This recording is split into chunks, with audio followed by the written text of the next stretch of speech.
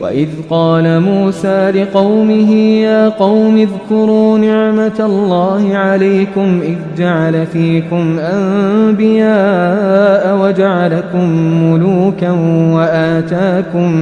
وآتاكم ما لم يؤت أحدا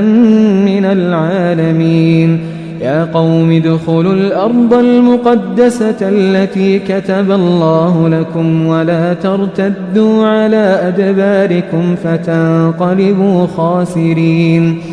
قالوا يا موسى إن فيها قوما جبارين وإنا لن ندخلها حتى يخرجوا منها فإن يخرجوا منها فإنا داخلون قال رجلان من الذين يخافون أنعم الله عليهم ادخلوا عليهم الباب فإذا دخلتموه فإنكم غالبون وعلى الله فتوكلوا إن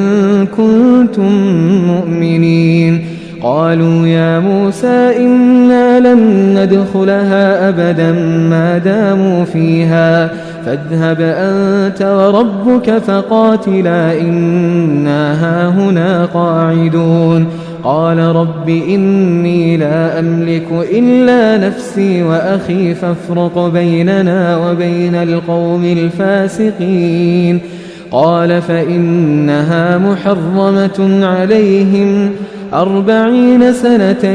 يتيهون في الأرض فلا تأس على القوم الفاسقين.